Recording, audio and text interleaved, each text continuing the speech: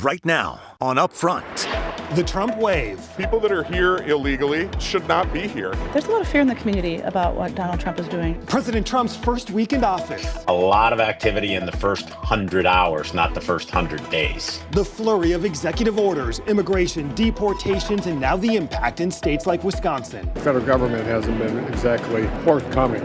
Our guest this Sunday, Republican Senator Ron Johnson, Democratic Attorney General Josh Kaul. Then the pardons. I certainly don't want to pardon any violent actors, but there was a real miscarriage of justice here. More than 1,500 people charged in the January 6th attack, pardoned by President Trump, including 11 from Wisconsin. Was he surprised by the pardon when word came overnight or this morning? He definitely was. Now the defense attorney, a pronounced Democrat from Madison, defending those charged, plus the reaction. And TikTok firestorm. In an effort to burn it down. Inside the criminal charges, the plot to set ablaze Congressman Glenn Grothman's office and his response all just moments away. This is Upfront with Jaron Jordan and political director Matt Smith.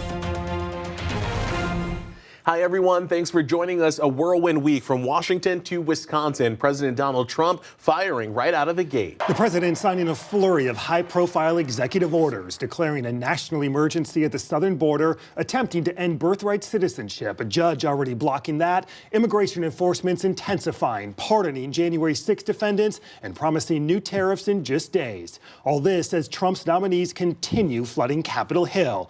We'll get to it all this weekend. We begin with Republican U.S. Senator Ron Johnson, a member of the Homeland Security Committee. Senator, good to see you from Washington. Thanks for your time today. Well, Matt, hope you're doing well. Let's begin with immigration. The raids have now started across the country, the increased enforcement. I'm curious from your perspective, what do you know just currently about the operations underway, and what does it look like, if anything, here in Wisconsin? Well, I would call them law enforcement actions.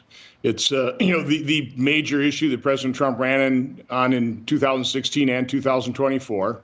Unfortunately, we had the 4-year intervening period where President Biden, with the support of his Democrat allies in Congress, threw the border wide open, created this clear and present danger to America. So now President Trump is honoring those promises, and I think a large majority of Americans support these actions. Do you know of any increased enforcement in Wisconsin this weekend? Not that I've heard of, but again, the Trump administration is going to go after people that are a real danger to our society, to the real criminals. And again, if in those law enforcement actions, if they find other people in this country illegally, they'll also be caught up in the law enforcement actions. To the DOJ memo that was put out earlier this week, do you believe state and local officials should be investigated or prosecuted if they obstruct these efforts? I'm not exactly sure what the specific laws might be, but local law enforcement ought to cooperate with federal law enforcement where they're trying to enforce the law. Senator, you have previously supported ending birthright citizenship. Do you support the president's executive order attempting to end birthright citizenship? I do. And of course, now this will be adjudicated by the courts, and we'll see how that all plays out. What do you make of the judge in Washington ruling that this order violates the 14th Constitution, calling it, quote, blatantly unconstitutional? Well, again, I understand his opinion. It's what conservative judges do. They apply the law as they interpret it. Again, I think from a standpoint of just international law, we're one of the very few nations that allow birthright citizenship. I know why we passed the 14th Amendment. I think it definitely applied in that circumstance, supported it then. I'm not sure the people passing the 14th Amendment would anticipate wide open borders and this flood of illegal immigrants coming uncontrolled in this country, somewhat incentivized by birthright citizenship. So times have changed. We'll see how this adjudicates in the court, but I think it's kind of crazy that this is the policy of the United States right now. Senator, there was a lot that happened this past week. I want to talk about the January 6 pardons quickly. Do you believe the president went too far in pardoning all 1,500, including those who have been convicted or even pleaded guilty to assaulting police officers? There was, grotesque miscarriage of justice throughout the Biden administration, certainly as it relates to people that participated in January 6th. A lot of that misjustice had to be rectified. I would have probably gone at it a little more cautiously, but in the end, I think President Trump said, well, let's just pardon them all. I don't have a real problem. I think the people who did commit violent acts, I'm not sure I would have pardoned them, but I think they served jail time. And you have to really take a look at what jail time they serve versus, for example, violent criminals in New York or California that are just being let on the streets. So again, we do want one system of justice. I think the Biden administration has grotesquely abused the justice system, and I think this was a reflection of that. Do you think some of your congressional colleagues are going a little too far, inviting some of these people who have been pardoned to tour the U.S. Capitol, for instance? Again, it's a case-by-case basis. I want to ask about tariffs. The president has said that he'll impose a 25% tariff on products from China and Mexico as soon as February 1st. Do you think that this is the right approach? Well, I was part of Scott Bessent's confirmation hearing. He laid out the three rationales or the three uses of tariffs. One, to retaliate against people who are really violating international norms when it comes to trade. One, for raising revenue. And the president, quite honestly, has called for a study of what across-the-board tariffs would mean. So I think that shows some caution in terms of what the impact might be, for example, on farmers in Wisconsin or manufacturers in Wisconsin. Also, what that would do to contribute to inflation. So I'm hoping the president takes an informed approach to this. But again, he very effectively used the threat of tariffs, for example, to secure the border. You seem like you appreciate the threat, but not potentially necessarily 25% tariffs on Canada and Mexico taking effect. Well, again, I think that really focuses on securing our borders, and we want their total cooperation there. But listen, I've always said I'm an unabashed free trader, but it has to be fair trade. And we are being abused by a number of people that import products in this country, and I think that's appropriate as well. The president's nominees back on Capitol Hill. Pete Hegseth expected before the Senate in a late-night vote Friday night. Despite what we saw from Senators Murkowski and Collins, is he going to get approved Friday night? He will, but I hope people recognize the real abuse and obstruction being put up by Democrats. Within 3 days, President Obama had 12 of his cabinet nominees approved and confirmed. We've had now a couple, and Democrats are going to keep running out the clock here, denying President Trump the confirmed secretaries for his departments. I think it's pretty grotesque. From my standpoint, this is exactly why we may want to and have to use recess appointments. If Democrats won't cooperate, allow these individuals who are going to be confirmed in a timely fashion, President Trump needs to get his team in place. And if that means recess appointments, that's the route we should take. Is that an option that's being actively discussed today? It'll be discussed by me within conference. In terms of which potential nominees, potential holdups? Many of them. Again, if Democrats have shown us exactly what they're going to do. This is ridiculous. These are national security positions. They know they're going to get confirmed. We should take the vote, get these people in place.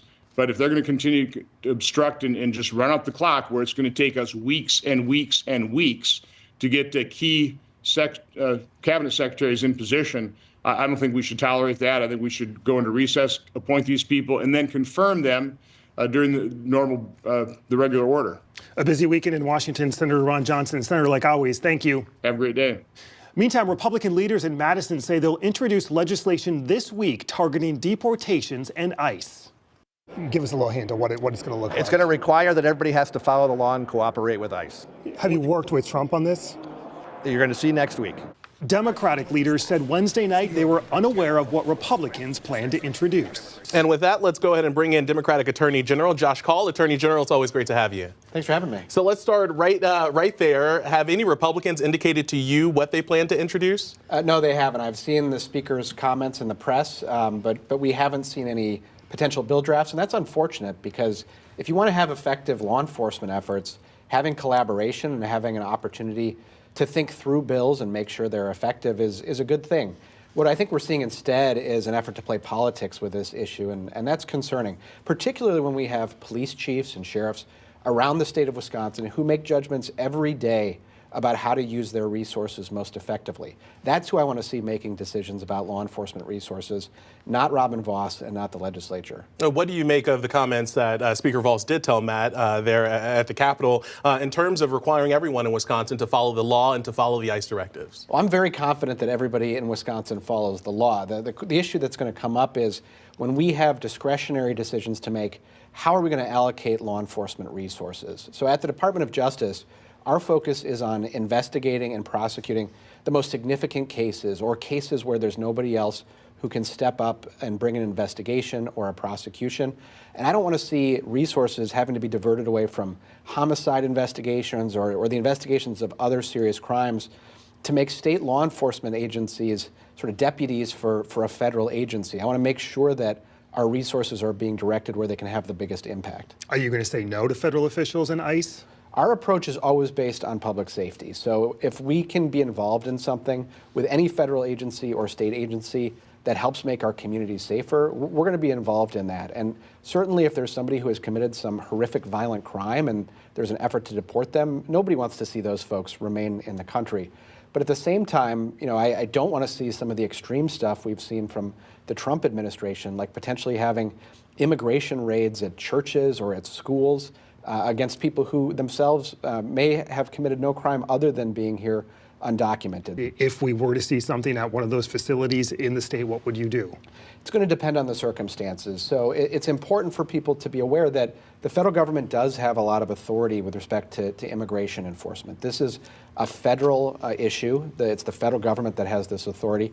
It's part of the reason that seeing our speaker talk about requiring state officials to assist is inconsistent with that basic approach.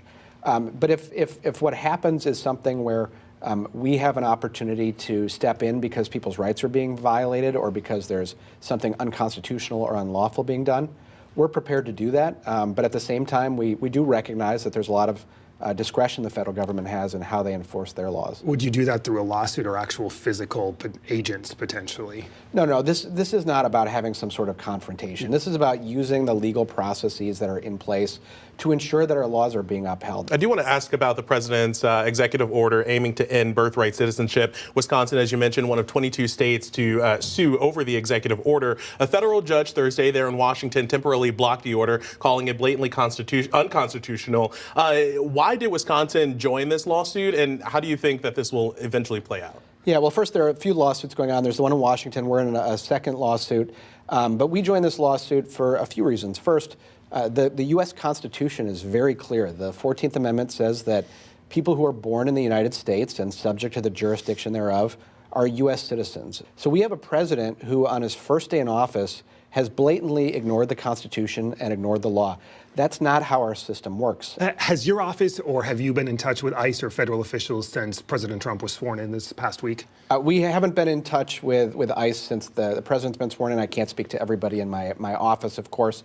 But we expect that there will be ongoing dialogue between our office and federal agencies as we move forward. I think the federal agencies themselves are still learning what some of these new policies are. There will be appointees to the U.S. attorney positions in Wisconsin.